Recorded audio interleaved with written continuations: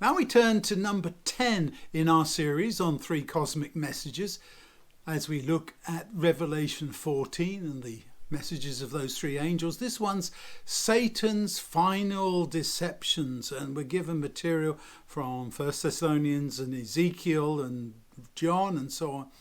But I want to begin with those passages in Revelation 12. And I want to begin with verse 7. There was war in heaven. Michael and his angels fought with the dragon. The dragon and his angels fought, but he was not strong enough, and they could no longer remain in heaven. The great dragon, the ancient serpent called the devil and Satan, really very explicitly described there, who deceives the whole world, was thrown down to the earth, and his angels with him. Notice those lines, Satan who deceives the whole world. We live in a world that has been deceived by the devil. And our role is to vindicate God and his truth as we speak in love the truth as revealed in Jesus Christ. It's interesting, isn't it, as you think of the way in which the devil works. If he really had validity, he could say, I'm just going to tell the truth, but he cannot, because there is no truth in what he's saying. So all his propaganda, his very foundation for his movement, if you like, his freedom movement against God, he casts himself as the great liberator, is all based on lies. And Jesus says that he was a murderer from the beginning because he murdered the truth. He murdered God's reputation. He defamed it. He defiled it. And this is why, as we look through these very important verses, we see that God is trying to show us that by following the devil, all we are doing is simply following lies. Let's look at that material there in Revelation 16 as well, verses 13 and 14.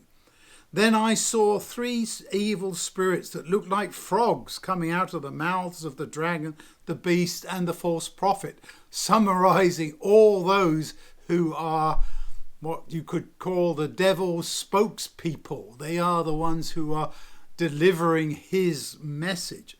These are demonic spirits that perform miracles, going out to gather together all the kings of the whole world for the battle on God, the all-powerful one's great day of judgment, when all this finally comes to a conclusion. There's this massive confrontation between good and bad, truth and lies, and the deceptions of the devil are laid bare. Already we see a great deal of this when Jesus went to die to show us what God is truly like. You see the devil being unmasked. God is not the kind of person that the devil has said he is. Very clearly not. He is willing to die there. He's willing to remain on the cross despite all the taunts of those priests and others who thought they were doing God's will but had fallen into the devil's deceptions. So let's think a little bit. What about all these final deceptions? What will they be like? The end time conflict is not between religion and secularism. It's between religion and religion, or maybe I could better say between the true religion and false religion.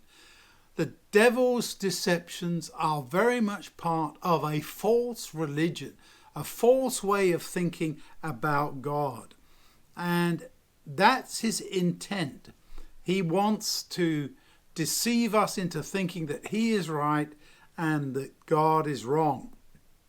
Some interesting quotes in the notes for this time from Charles Stanley, for example. The best way in the world to deceive believers is to cloak a message in religious language and declare that it conveys some new insight from God. Haven't we seen that down through the ages? And the devil uses religious language as a way of deceiving people into thinking that this is the truth when it's not. Alan Watts. The sins after the devil's heart are the intricacies of spiritual pride, the mazes of self-deception, and the subtle mockeries of hypocrisy where mask hides behind mask, and reality is lost altogether. Don't we see that in the world today? The final deception is to turn reality into an illusion and an illusion into reality. Let's hold on to the truth as Jesus has revealed it to us, especially about the nature of who God truly is.